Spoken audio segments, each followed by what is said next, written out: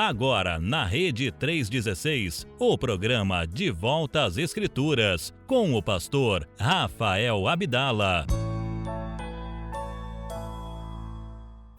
Tiago, capítulo 3. Vamos dar continuidade à nossa série de mensagens Simplifique. E nessa manhã quero tratar com vocês, simplifique os relacionamentos. Simplifique os relacionamentos. E o texto é Tiago, capítulo 3, a partir do verso 13. Nós vamos até o capítulo 4, verso 3. Então leremos um excerto de 2 capítulos nessa manhã. Simplifique os relacionamentos. Pode deixar a primeira imagem ainda, daqui a pouco eu peço essa daí. Todos achamos o livro de Tiago? Capítulo 3, a partir do verso 13, diz assim: Quem entre vós é sábio e inteligente, mostre isso em mansidão de sabedoria, mediante condigno proceder às suas obras. Se pelo contrário tendes em vosso coração inveja amargurada, sentimento faccioso, nem vos glorieis disso e nem mintais contra a verdade. Esta não é a sabedoria que desce lá do alto, antes é terrena, animal e demoníaca. Pois onde há inveja e sentimento faccioso, aí há confusão e toda espécie de coisas ruins. A sabedoria, porém, lá do alto, é primeiramente pura, depois pacífica, indulgente, tratável, plena de misericórdia e de bons frutos, imparcial e sem fingimento. Ora, é em paz que se semeia o fruto da justiça para os que promovem a paz. Capítulo 4, verso 1. De onde procedem as guerras e contendas que há entre vós? De onde? Senão dos prazeres que militam na vossa carne. Cobiçais e nada tendes, matais e invejais, e nada podeis obter. Viveis a lutar e a fazer guerras, nada tendes, porque não pedis.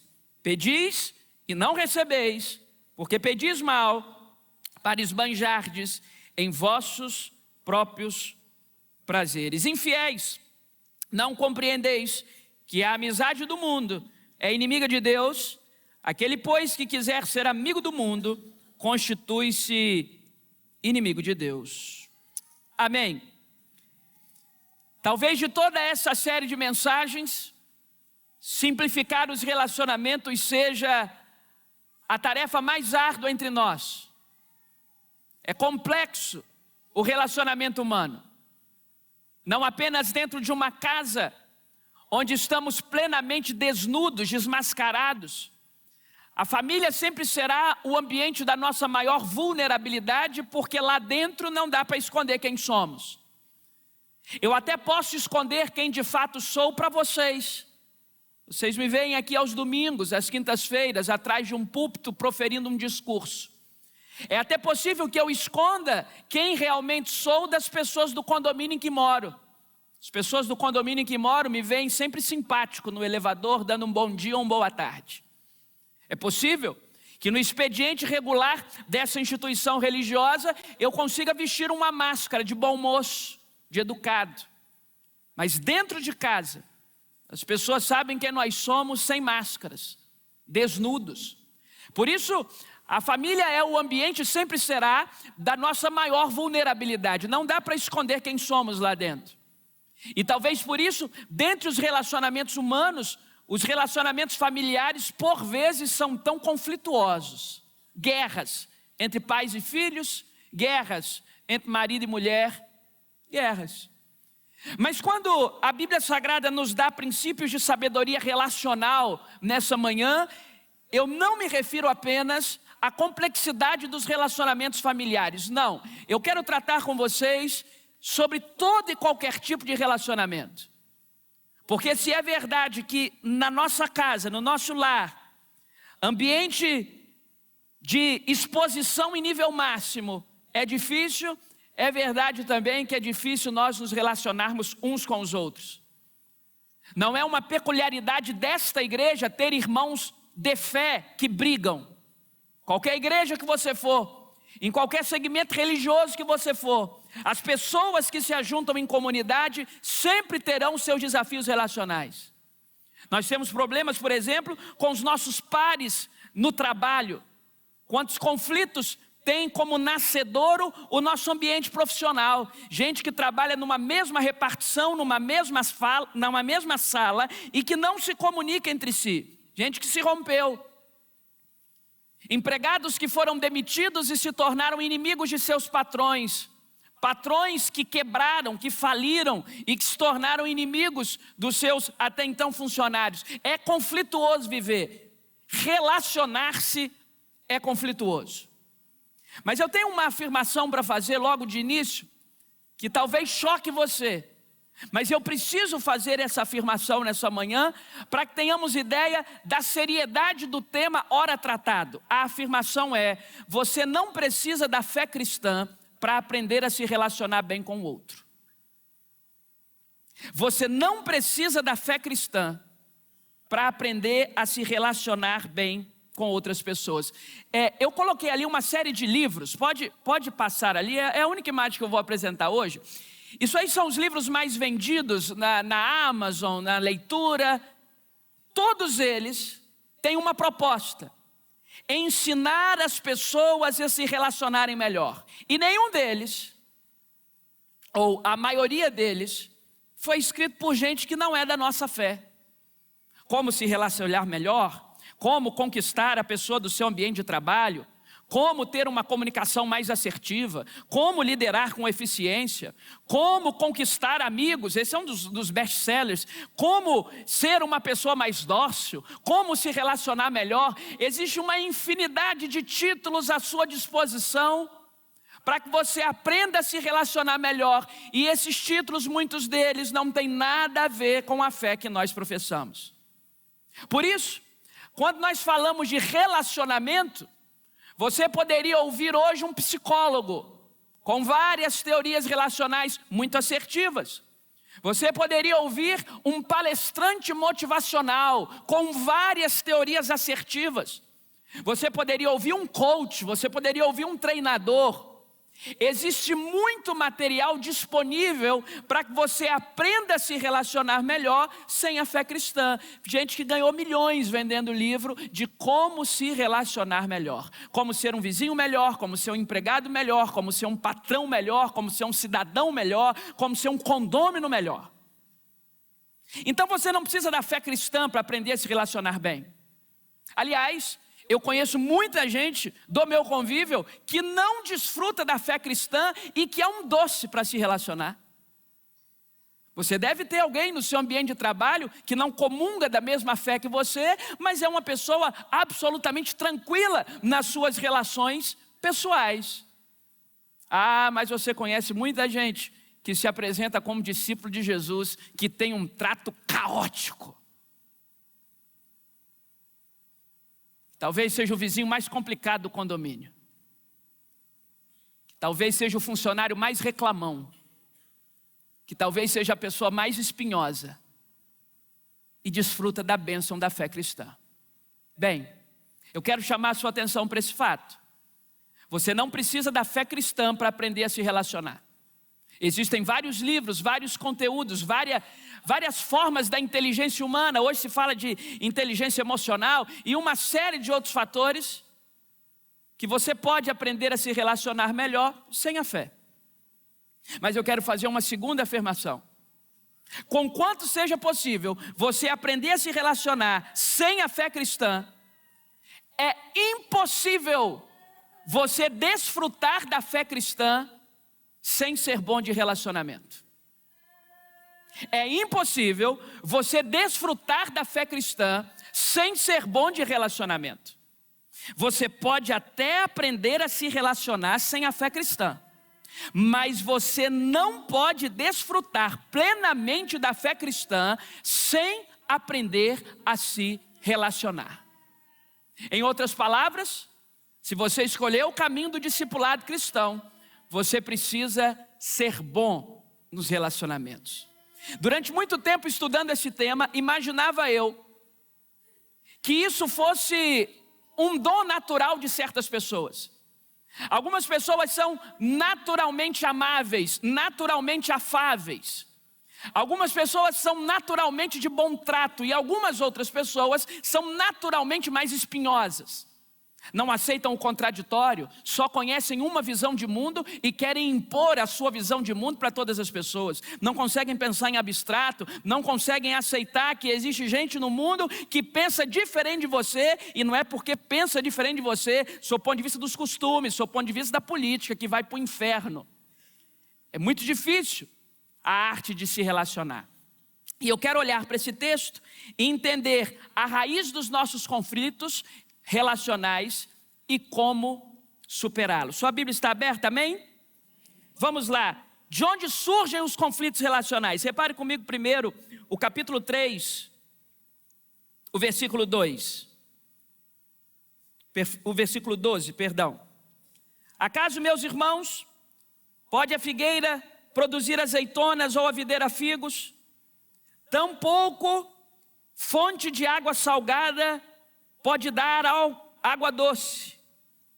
Quem de vós é sábio e inteligente, mostre em mansidão de sabedoria, mediante condigno proceder, as suas obras. A palavra de Deus está nos atestando aqui de forma clara que a grande gênese dos conflitos relacionais trata-se da falta de sabedoria.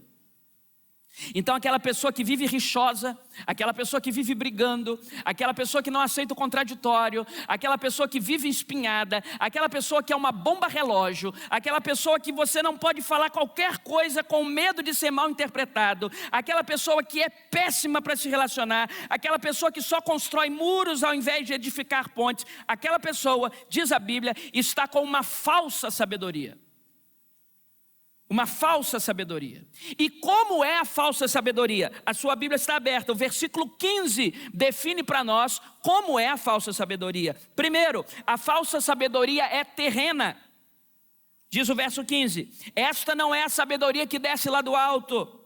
Antes ela é, primeiro, terrena. Por que terrena? Limitada à lógica humana, limitada ao imediatismo.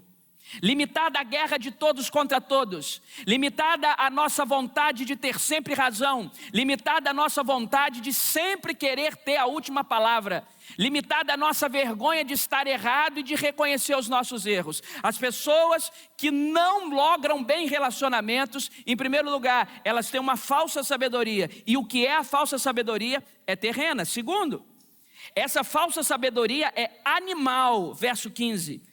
Antes ela é terrena, porque é imediata, porque é na lógica humana. E segunda, essa sabedoria é animal. Está escrito isso na sua Bíblia, sim ou não?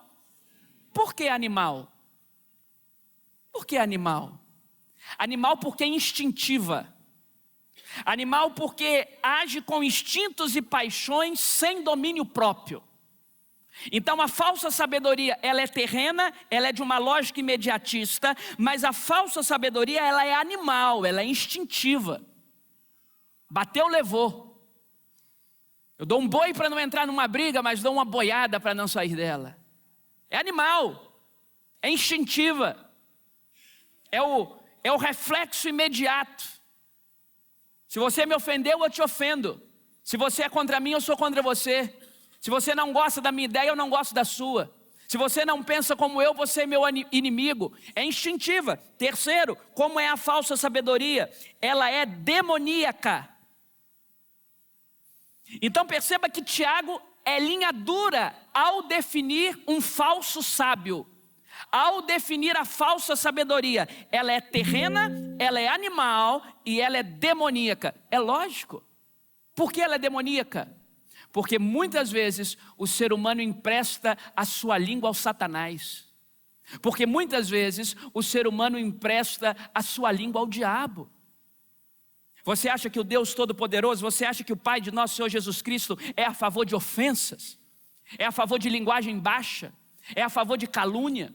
É a favor de assassinos de reputação. Você acha que o Deus, Pai de nosso Senhor Jesus Cristo, gosta que palavras torpes saiam da nossa boca? Gosta que ofensa aos nossos irmãos saiam da nossa boca? A nossa vizinhança, as pessoas que nos cercam? Você acha que o Deus Todo-Poderoso subscreve fofoca, disse-me disse? Não, é demoníaca. A falsa sabedoria é demoníaca. Sua Bíblia está aberta, olha os versos 5 e 6 de Tiago 3 sobre a língua. Assim também é a língua. Pequeno órgão se gaba de grandes coisas. Vede que como uma fagulha põe em brasas tão grande selva. Ora, a língua é fogo. É mundo de iniquidade. A língua está situada entre os membros de nosso corpo e contamina o corpo inteiro. E não só põe em chamas toda a carreira da existência humana, como também é posta ela mesma em chamas pelo inferno. Não, esse Tiago aqui não estava num bom dia, não. Alguma coisa aconteceu na noite anterior desse Tiago aqui, que ele acordou um pouco assim, estressado na hora de escrever. Essa é a língua. Assim como uma fagulha pode incendiar uma floresta, assim a língua pode devastar a sua casa, a igreja, a vizinhança. Em primeiro lugar, gente que não é boa de relacionamento tem falsa sabedoria. Em segundo lugar, capítulo 4, verso 1. Gente que não é boa de relacionamento, não é bem resolvida consigo mesma. As pessoas que não são bem resolvidas com elas mesmas, são péssimas em se relacionar. Olha o que diz o verso 4, verso 1, capítulo 4, verso 1. De onde procedem guerras e contendas que há entre vós? Tiago faz uma pergunta. Qual é a pergunta? Qual é a origem das contendas? Qual é a origem das demandas? Qual é a origem das celeumas? Qual é a origem desse negócio de fulano que brigou com fulano, que falou mal de ciclano, que olhou torto para Beltrano? De onde isso surge? A palavra de Deus responde. E a segunda pergunta é, de onde? Se não dos prazeres que militam na vossa própria carne. Deu para compreender aqui? O que Tiago está dizendo é o seguinte: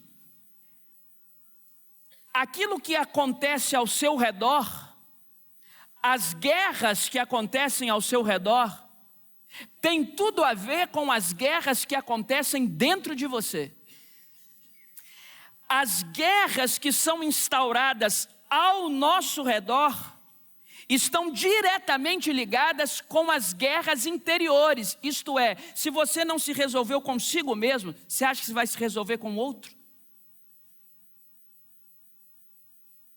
Se você não está bem com você, se você não consegue se controlar, é uma bomba relógio. Tiago está dizendo, de onde vêm as contendas e guerras que há entre vós? E ele está respondendo com uma segunda pergunta retórica. Ele diz, das guerras que existem dentro de vocês. Então, porque tem guerra dentro de mim, eu faço guerra com os outros. Porque tem coisas mal resolvidas no meu passado, traumas mal administrados, porque o que a vida fez comigo... Veja, eu sei, e não digo isso aqui como uma teoria, eu sei que a vida é de fato dura com certas pessoas. Eu sei que o mundo é desigual e injusto. Eu sei que essas crianças que nós apresentamos aqui hoje, louvado seja Deus, vão crescer bem nutridas, bem amadas, protegidas pelos seus pais, mas eu sei que tem gente que não cresceu assim. Eu sei que tem gente que não recebeu o amor da mãe, recebeu apenas censura. Eu sei que tem gente que teve a figura paterna ausente. Eu sei que tem gente que desde cedo teve que lutar para viver. Eu sei que existem disparidades de personalidade e de história de vida, mas o que a Bíblia está dizendo é o seguinte: cada um tem a sua guerra interior. E se nós não aprendermos a administrar a nossa guerra interior, nós vamos viver fazendo guerra. Traduzindo, gente ferida fere, gente amargurada amargura. Gente com cicatrizes abertas e expostas, gente com problemas mal resolvidos da vida, vão guerrear. vão fazer dissensões. Então, qual é a origem dos conflitos relacionais? É a falsa sabedoria e as guerras mal resolvidas dentro da gente, dentro de nós mesmos. Terceiro, repare comigo o verso 2 do capítulo 4. A raiz dos conflitos é a insatisfação constante. Olha o que diz o verso 2. Cobiçais e nada tendes, matais e invejais, e não podeis obter. Viveis a lutar e a fazer guerra, e no final, nada tendes. É esse nosso desejo insaciável pela razão. É esse nosso desejo insaciável por mostrar um ponto, por provar um ponto. É esse nosso desejo insaciável. Ele diz, vocês cobiçam e não têm. Por que cobiça e não tem? Porque quanto mais tem, mais quer. Quanto mais alcança, mais almeja. Uma insatisfação constante. Por exemplo, se falaram mal de você, dois cenários são perceptíveis quando alguém fala mal da gente. É porque você nunca falaram mal porque você é uma pessoa elevadíssima. De mim já falaram. E aí você precisa fazer uma primeira pergunta. É verdade ou é mentira? Porque eu aprendi uma coisa na minha vida. Tem gente que eu sei que falou mal de mim e falou verdade. É isso mesmo. Ou tudo que já falaram sobre você na vida é mentira? Ó, pessoa dócil de temperamento. Não, às vezes falam alguma coisa sobre você e é verdade. Simples assim. Fulano foi arrogante comigo, e não é que foi? Simples. Então, primeiro, a gente precisa discernir se é verdade ou se é mentira. Porque se for verdade, não se preocupe, é verdade. Agora, se for mentira, sabe o que você faz? Não se preocupe, é mentira. Mentira. Você vai querer provar aquilo que você não é? A pessoa falou que você é arrogante, como é que você se posiciona? Continue sendo humilde. Porque se você de fato é arrogante e a crítica é justificada, peça a Deus humildade. Mas se você não é arrogante e essa crítica é mentirosa, continue sendo humilde. As nossas obras nos seguem. As nossas obras nos seguem. O pior tribunal que existe é o tribunal da opinião pública. O Senhor Jesus Cristo, por ocasião da sua condenação à morte, ele passou por 3 tribunais. O primeiro tribunal, o tribunal religioso, o Sinédrio. A mais alta corte do judaísmo da época. O tribunal religioso condenou Jesus, mas o tribunal religioso não podia levar Jesus à morte de crucificação. Não tinha essa autoridade. Então Jesus vai para um segundo tribunal, o tribunal jurídico romano, o tribunal dos homens. Aí vai lá Jesus, diante do Pilatos. Pilatos não tem coragem de condená-lo, manda-o lá para o Herodes, na Galileia. Herodes também não tem coragem, devolve para o Pilatos. A justiça vai empurrando para cá, empurrando para lá, volta para o Pilatos. Pilatos, a mulher dele tem um sonho, a coisa não está muito clara para ele. Ele lava as suas mãos e Jesus agora vai para o terceiro e pior tribunal da história. O primeiro, o religioso. O segundo, o tribunal dos homens. O terceiro, o tribunal da opinião pública. Pilatos faz uso de um expediente dos judeus, o induto pascal, por ocasião da festa da Páscoa. Alguém poderia ser liberado, está aqui Jesus, está aqui Barrabás, e agora quem tem que definir é o povo. Esse é o pior tribunal que existe. De modo que quem lançou Jesus na cruz não foi o Sinédrio, nem foi a corte romana. Quem lançou Jesus na cruz foi o povo, foi o tribunal da opinião pública. O tribunal da opinião pública condena sem provas, depois que estraçalha a sua reputação, é difícil remendar, é difícil recosturar, mas está aí todos os dias. O que a gente faz? Eu aprendi uma coisa, ensinei isso aqui na quinta-feira passada no nosso culto de ensino. A A.W. Tozer, no seu livro 5 Votos para Obter Poder Espiritual, nunca se defenda. Quando o homem se defende, o homem se defende. Quando o homem abre mão da sua defesa, Deus defende o homem. Você cuida da sua piedade, Deus cuida da sua reputação. Claro, vai se armar. Vai se armar. Vai ficar cheio de não me toques, como se a sua vida fosse assim tão importante e relevante, todo mundo está te olhando. Ah, pastor, estou sofrendo muitos ataques espirituais, mas eu já sei o que é inveja, todo mundo me inveja. Meu Deus, tem uma vida cinematográfica. Acorda, tem uns 50 mordomos, na porta da casa está estacionado seu Rolls Royce, coisa extraordinária. Não, esquece, irmão. Nossa vida não é tão relevante assim para as pessoas, não. Tá ninguém de olho no seu dinheiro, não. Pode ficar tranquilo. Pode voltar lá para sua conta. Menos. Amém? Menos. Bem, como que a gente resolve isso? Então a Bíblia está nos ensinando a gênese, a origem das crises relacionais. A falsa sabedoria, as nossas guerras interiores e a nossa insatisfação. A nossa cobiça sem freio, a nossa vontade de ter a última palavra a todo custo. Agora vamos olhar para a palavra de Deus e simplificar isso. Como que a gente melhora isso? Primeiro, pedindo a Deus a verdadeira sabedoria. Ore e peça a Deus a verdadeira sabedoria. Como é a verdadeira sabedoria? Verifique comigo o versículo 17 do capítulo 3. A sabedoria, porém, lá do alto. Então a verdadeira sabedoria, ela não é do homem por si mesmo. A verdadeira sabedoria não é aprendida na faculdade, nem lendo livro de autoajuda. A faculdade te dá conhecimento. A faculdade aprimora a sua inteligência. Nenhuma faculdade vende sabedoria. A sabedoria vem do alto. O homem caído, segundo a nossa fé, é incapaz de ser sábio por ele mesmo. A sabedoria tem que vir do alto. Então a gente acorda e faz uma oração: Senhor, que hoje eu seja sábio. Que quando vier aquela pessoa me atentar, eu saiba responder com doçura. Que quando aquele meu instinto predador quiser voar para cima do outro, a sabedoria do alto me domine. Essa é uma oração. Essa é uma oração de gente corajosa. Como é a sabedoria lá do alto, então? Primeiramente, ela é pura. Por que é pura? Porque tem motivações limpas. Segundo, ela é pacífica.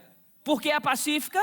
Porque busca reconciliação e não brigas. Terceiro, está aí na sua Bíblia, ela é indulgente. Em outras palavras, ela é tolerante, ela é moderada, ela sabe ouvir. Mas ela é tratável, isto é complacente, sabe ceder quando é necessário. Sabe ceder quando é necessário. No mundo mau, no mundo dos negócios, no mundo das empresas, no mundo dos royalties do petróleo, no mundo da Faria Lima, no mundo de gente milionária, é o seguinte: você vai matando um leão por dia e você vai se mantendo de pé enquanto as pessoas estão tentando te derrubar. Então, vence quem ganha. No nosso mundo, no mundo dos discípulos de Jesus, vence quem cede primeiro. Esse é o vencedor. Aqui no nosso mundo, no universo espiritual, gente que foi lavada e redimida pelo sangue do Cordeiro, vencedor é o primeiro a ceder.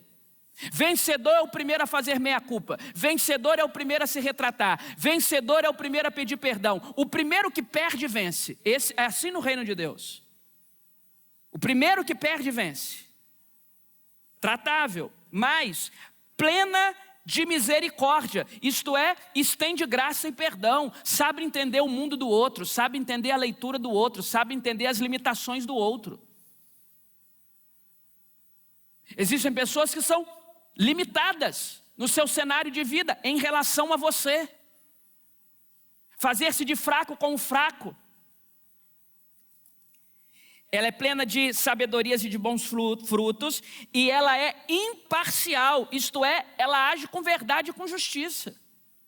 Ela é imparcial. Ela trata as pessoas condignamente, porque somos todos filhos de um mesmo pai, ou potenciais filhos de um mesmo pai.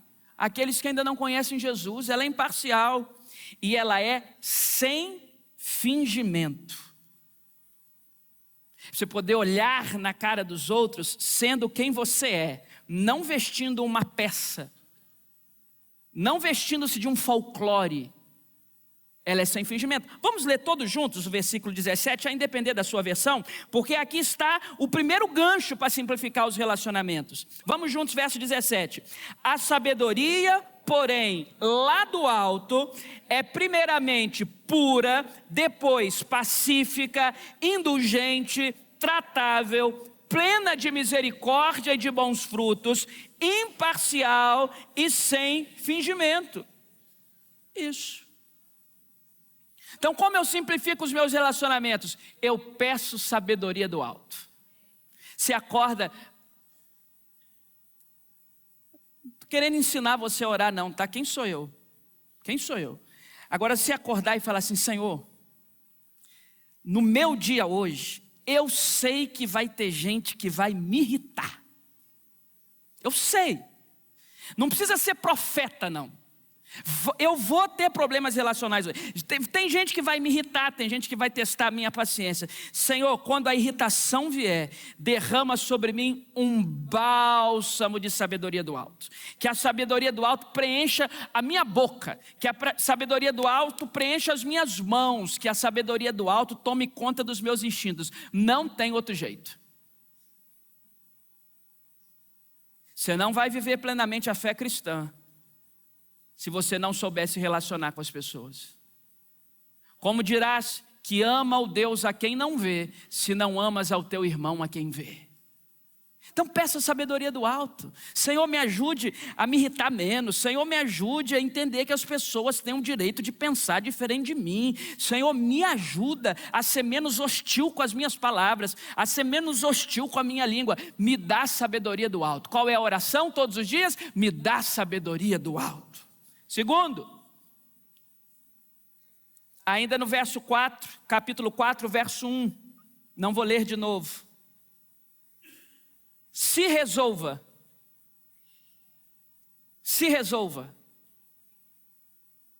De onde procedem as guerras e contendas que há entre vós?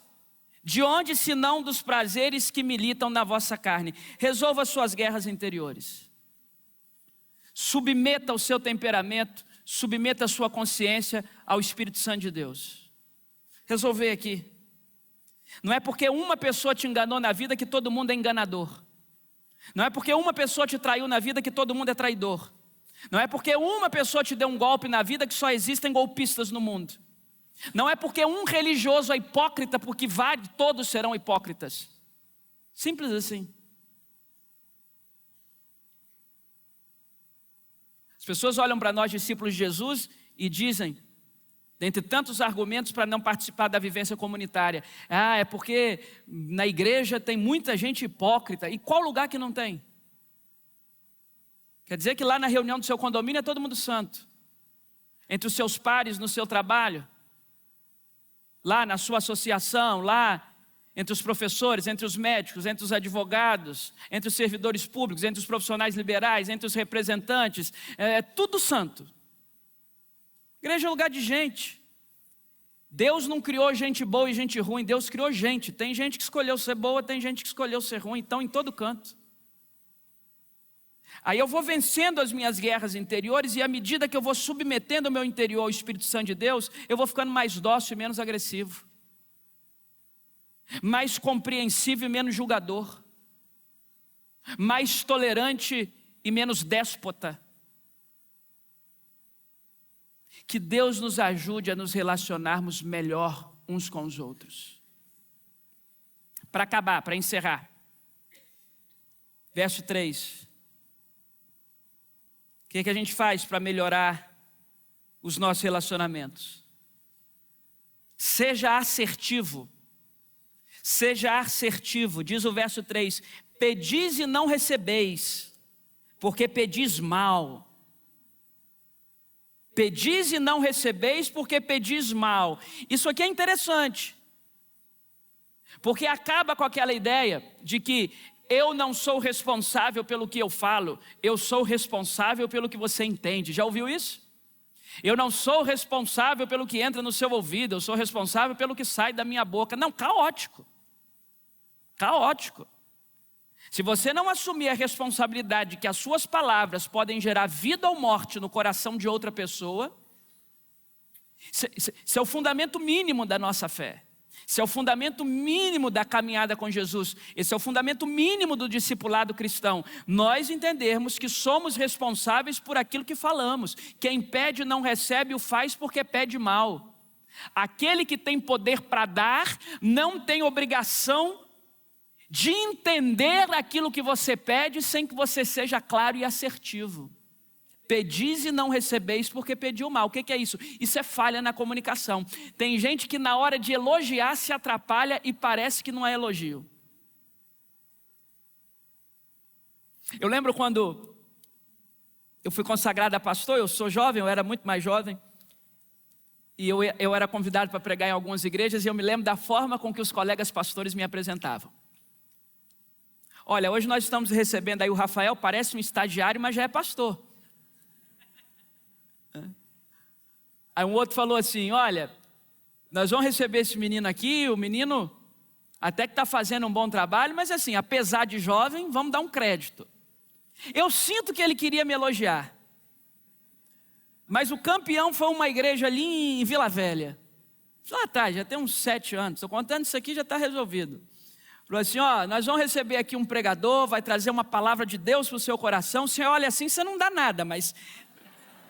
Não, assim, tem gente que é tão ruim na arte de comunicar, que quer elogiar, mas até no elogio tem uma bombinha relógio. Mas é a vida, irmão. Tem gente que é tão ruim para se expressar, tão ruim para se relacionar, que até para elogiar se atrapalha. Eu sei que eles estavam querendo me elogiar, então está tudo bem. Tá tudo bem, irmãos. Glória a Deus. Que Deus nos faça bons comunicadores. Que Deus coloque mel nos nossos lábios, doçura, candura. Que Deus nos ensine a usar as palavras certas na hora certa. Às vezes você já se sentiu ofendido e a intenção da outra pessoa não era te ofender. Muitas vezes você já se sentiu ofendido, mas a intenção do outro não era te ofender. Ele só não era, sabe?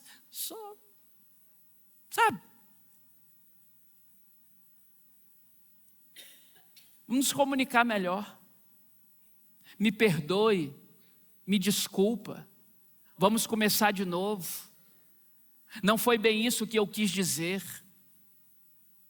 Desculpa a minha inabilidade de querer dizer para você o que eu penso.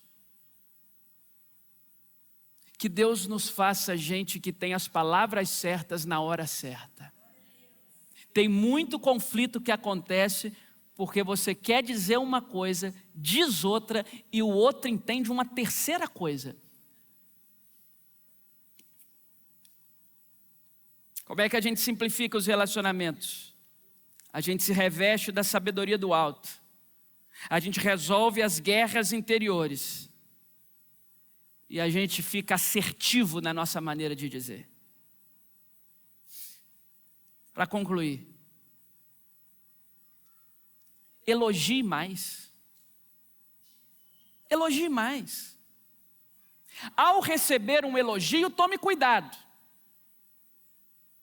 Elogio é igual perfume, você pode cheirar e sentir, não pode beber. Elogio é como perfume. Você pode até sentir, mas se beber vai te fazer mal. Então saiba ser elogiado, saiba ser criticado e saiba emprestar a sua boca para o eterno. Saiba fazer da sua boca algo generoso. Seja generoso com as suas palavras. Seja um impulsionador de pessoas. Os últimos versículos de Atos capítulo 4, a Nova Versão Internacional da Bíblia nos apresenta Barnabé como encorajador. Seja um encorajador de pessoas. Impulsione as pessoas. Se livre desse senso crítico. O seu senso crítico não vai mudar o mundo, mas vai acabar te matando. Essa crítica exacerbada da vida, esse rancor exacerbado, essa mania criticiosa, essa mania claudicante, reticente, não vai mudar o mundo, mas vai te adoecer. Gente adoecida. Quer um conselho espiritual nessa noite? Separe 2 horas do dia para desligar seu telefone. Desliga. não veja notícia, não mande corrente do WhatsApp. Lembra que na época do e-mail, que você recebia um e-mail, que se você não mandasse para 50 pessoas, você ia morrer? Eu estou esperando até hoje, porque eu nunca mandei. Então se livra disso aqui, desliga um pouco. Por que estás inquieto, a minha alma? Não, peça um bálsamo de Deus sobre a sua vida. A minha oração nessa manhã é que essa igreja seja boa de relacionamento. A minha oração nessa manhã é que a gente consiga alinhar os nossos pontos, as nossas arestas. Ilustra-se uma comunidade de porcos espinhos na era glacial. Os porcos espinhos na era glacial tinham duas opções. Opção número 1, ficarem separados e sucumbirem na frieza. Ficarem separados e morrerem de frio. Opção número 2, se juntarem, ficarem aquecidos e sobreviverem. Porém, ao se juntarem e ao ficarem aquecidos, os espinhos da convivência iam entrando. Mas sozinho, sucumbe na frieza. Junto, tem espinhos, mas a gente sobrevive. Eu sei que alguns dos machucados que a gente carrega não aconteceram lá fora, não, aconteceram aqui dentro. Deixa eu te dar uma notícia. Pode até ter espinhos entre nós, mas lá fora o frio é muito maior. Deus te abençoe, em nome de Jesus.